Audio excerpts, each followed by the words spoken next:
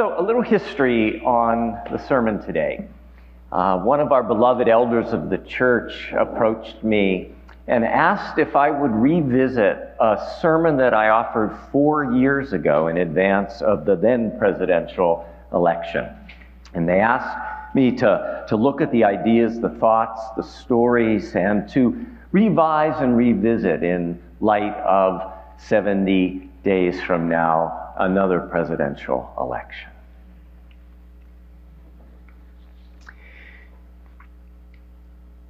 We begin with actor Brad Pitt. To be exact, we begin with Brad Pitt's left bicep. The Hollywood superstar blew up on social media 10 years ago, in May of 2014, when pictures appeared showing that he had got some new ink, a new tattoo on his left bicep. The tattoo looked like handwriting in this elegant script, a statement or a quote, perhaps. Upon closer examination, the tattoo revealed itself to be an adaptation of a popular quote by Jalaluddin Rumi. It read, "There is a field beyond all notions of right or wrong. I will meet you there." Would you say that with me, please? There is a field beyond all notions of right or wrong. I will meet you there. Now, although we might not go as far as Brad Pitt to tattoo this truth upon our skin, I think it's true that we all have a yearning to find a place that lets us move beyond the bickering, beyond the divisiveness, a place where we can drop our defenses, stop fighting, a place where we can move beyond labels of right or wrong, and just be together in our humanness.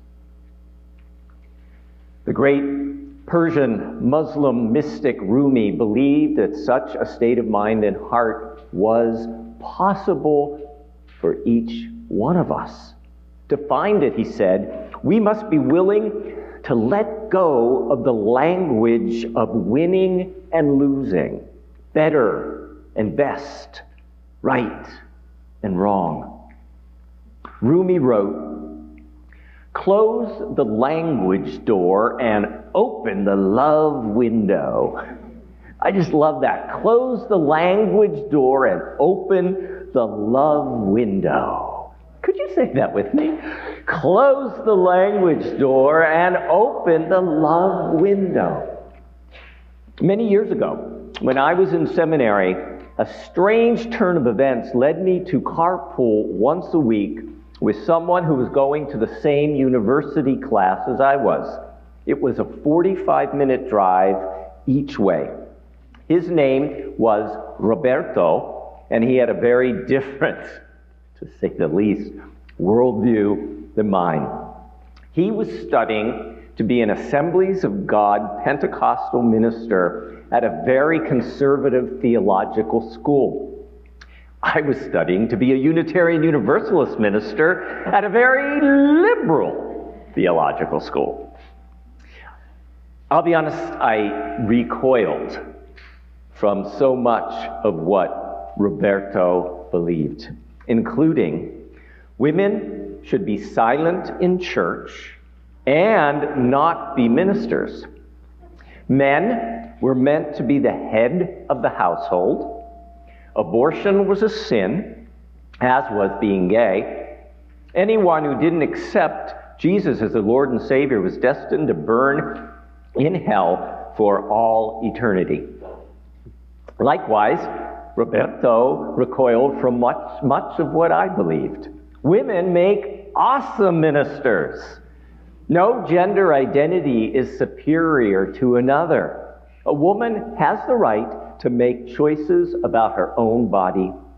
Being gay is okay. Some might say it's fabulous. All people are wrapped in the embrace of a universal love, and the only hell is the hell we humans create here on earth.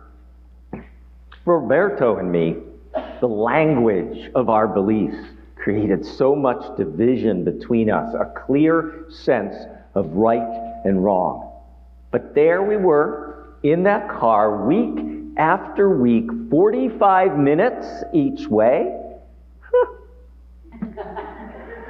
Could we close the language door and open the love window?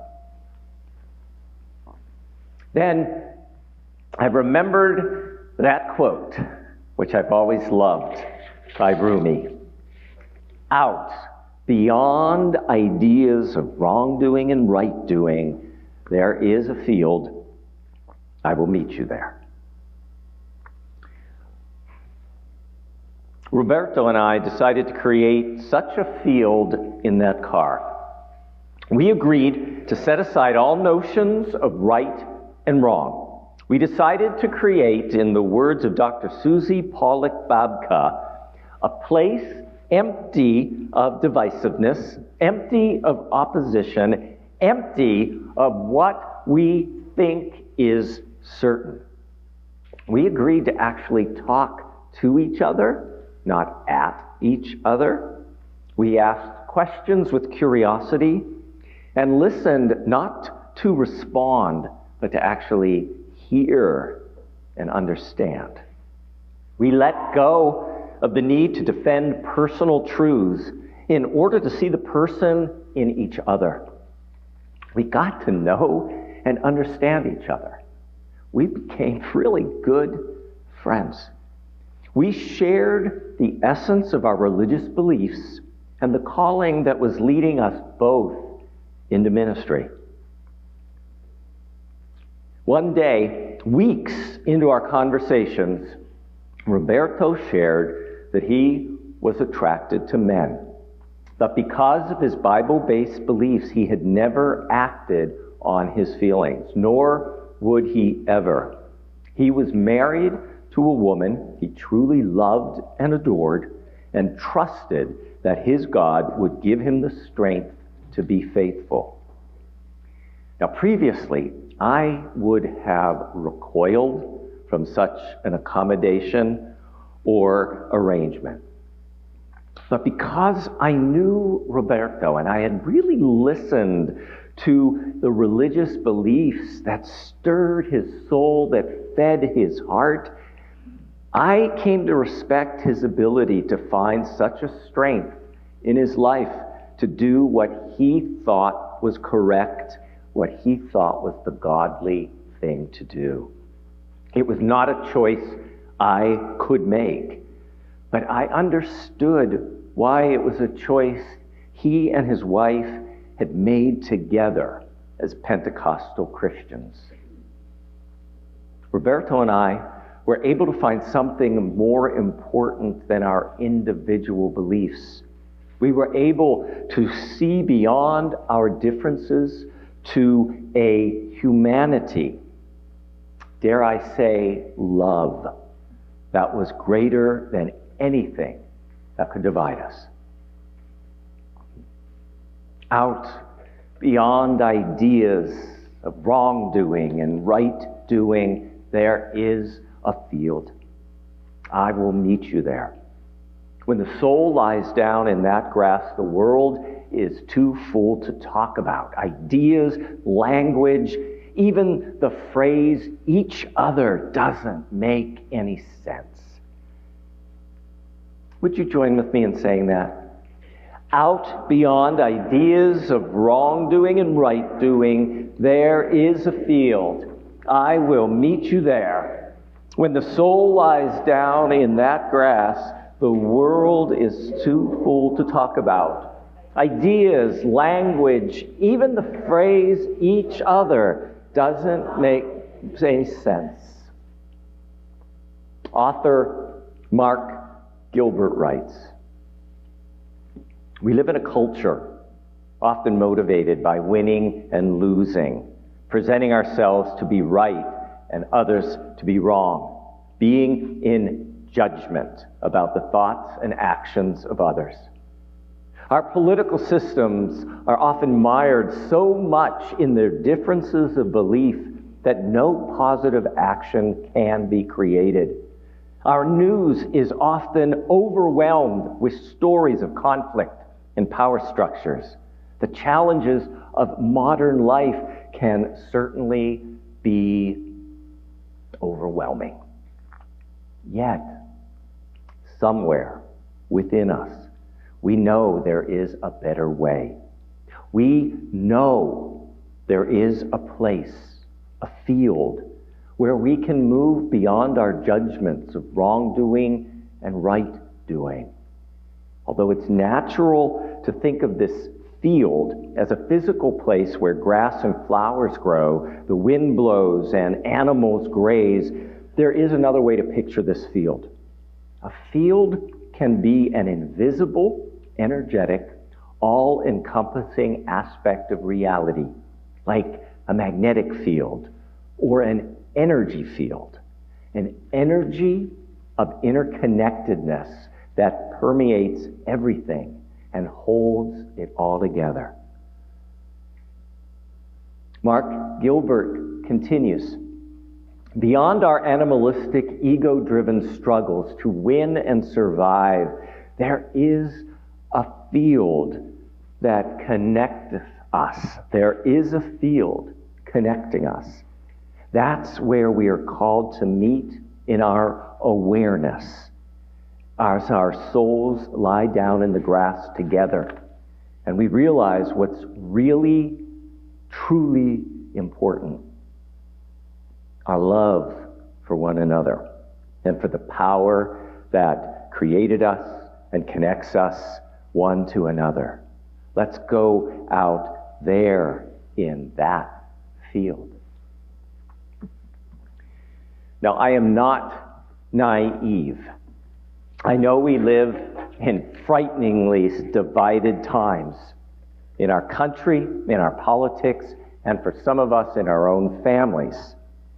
At this very moment, fears are heightened and people are being manipulated and set up against each other. Courts and politicians are threatening lives and taking away freedoms. In these divisive times, finding a field beyond ideas of right and wrong isn't as simple as joining hands and singing Kumbaya, or there is more love somewhere, or let there be peace on earth. The kinds of conversations that Roberto and I had are often impossible with those who do not share our values. Sometimes we can't have that conversation. It's too dangerous, or it's pointless. But, dear ones, if we can't talk to them, can we choose to view them not with judgment, but with compassion? Can we choose to view them not with judgment, but with compassion?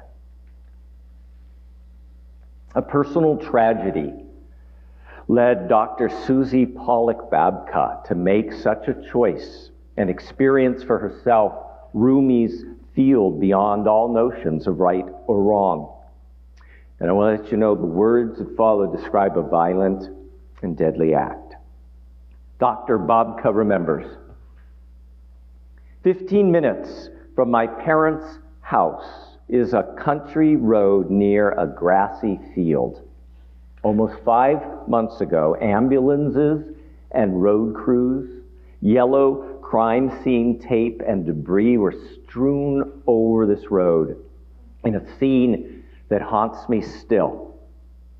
On June 7th, the summer sun was still high in late afternoon when 9 bikers from a cycling club in Kalamazoo, Michigan, set out for a 28-mile ride.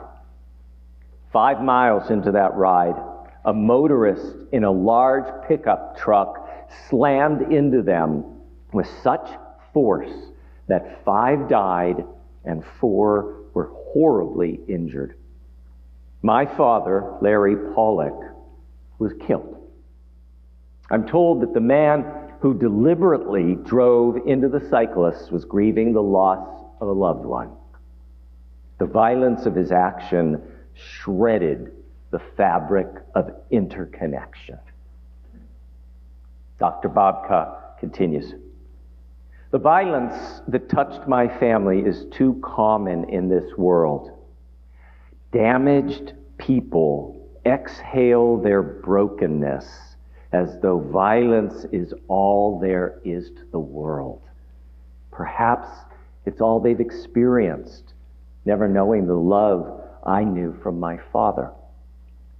When one who commits violence has not known love, this is also a violation, because each of us deserves to be valued and held as we are, where we are. Dr. Babka then says something profound. Violence diminishes when we bear witness to the vulnerability of each other. Violence diminishes when we bear witness to the vulnerability of others. Dr. Babka continues. There must be a place where it is possible that we are all human, all cherished, all regarded as worthy of empathy. We must meet each other there, in this space where we are all beyond right and wrong, because we are all precious despite our failures. The steady beat through the headlines of every day in every corner of the world, the violence of poverty, racism, homophobia, the violence of certainty, which claims the superiority of being right, the violence of shouting that there are those who deserve to die, the violence of oppression, of absolutes, of nationalism. All violence is surpassed in the simplicity of tenderness. Tenderness. Our Unitarian Universalist faith teaches us that no one is outside the circle of love. The sixth value of Unitarian Universalism says this clearly. We declare that every person is inherently worthy and has the right to flourish with dignity, love, and compassion. Could you say that with me, please? We declare that every person is inherently worthy and has the right to flourish with dignity, love, and compassion. Let's say it like we mean it so they hear us out on the street. We declare that every person is inherently worthy and has the right to flourish with dignity, love, and compassion. This doesn't mean we don't have boundaries to protect ourselves as needed. This doesn't mean we invite each and every person out and join us for coffee or tea. This doesn't mean we ignore what is a clear and present threat and danger. This doesn't mean that we don't take this election seriously. This doesn't mean that we don't vote based on our Unitarian Universalist values. This doesn't mean we don't work to encourage others to vote.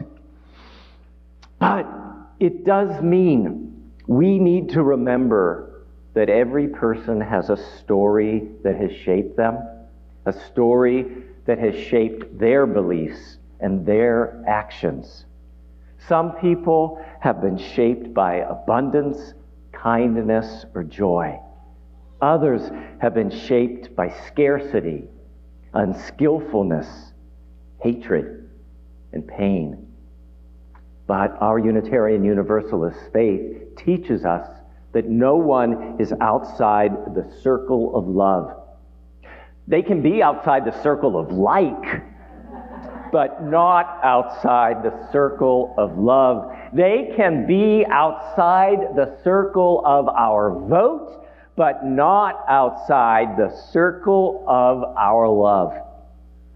Dear ones, we We must be the ones to reach deep in our hearts and find this love and understanding, and then model this love and understanding in the world. We must be the ones willing to say, out beyond ideas of wrongdoing and right doing, there is a field. I will meet you there. Que así sea, bendito sea. May it be so, blessed be. Amen.